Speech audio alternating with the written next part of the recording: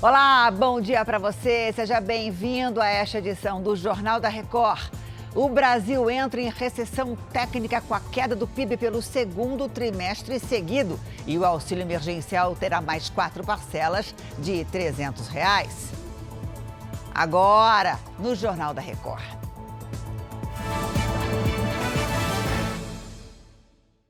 Oferecimento Bradesco. Crédito com até 6 anos para pagar.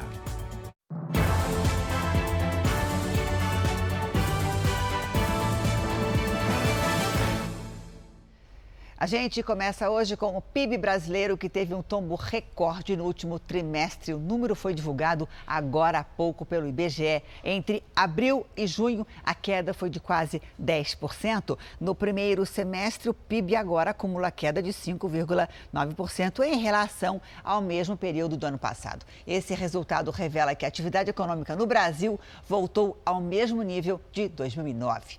Essa queda no PIB em 2 trimestres seguidos coloca o Brasil em recessão técnica. Bom dia para você, Emerson Ramos. Que setor foi pior no período? Bom dia, Janine. O pior resultado foi da indústria, com queda de 12,3%.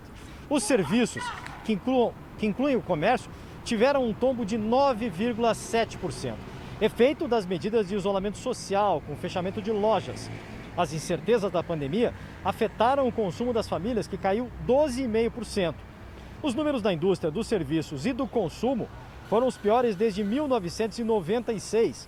A retração na economia só não foi maior por causa da agropecuária, que apesar da pandemia teve alta de 0,4%. Com sinais agora de retomada na economia, analistas avaliam que no terceiro trimestre o PIB deve voltar a crescer.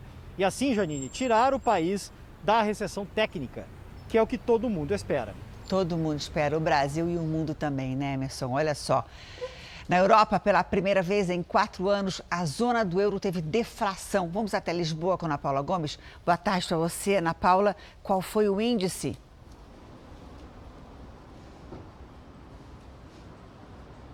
Bom dia para você, Janine. A inflação em agosto foi negativa, menos 0,2%. A queda do PIB no trimestre também preocupa grandes economias aqui da Europa. Na Alemanha, a queda foi de cerca de 10%.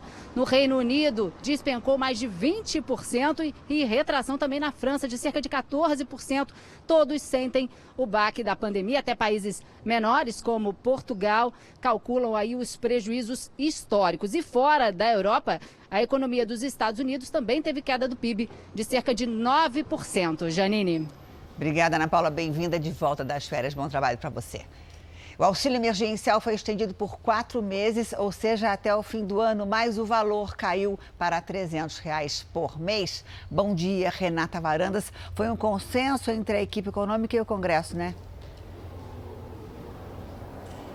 Oi, Janine, bom dia, isso mesmo. Foi sim, houve uma reunião mais cedo lá no Palácio da Alvorada com os líderes do Congresso, o ministro Paulo Guedes e o presidente Jair Bolsonaro para bater o martelo em relação a esse valor. E foi o próprio presidente Jair Bolsonaro quem fez o anúncio. Eles também fizeram um acordo de manter o teto dos gastos. E o presidente disse ainda que vai enviar essa semana a reforma administrativa para o Congresso. Janine, e só uma última informação. Bolsonaro confirmou que está com uma pedra no rim e que deve ser submetido a uma cirurgia nos próximos dias. Janine. Tá certo. Obrigada, Renata.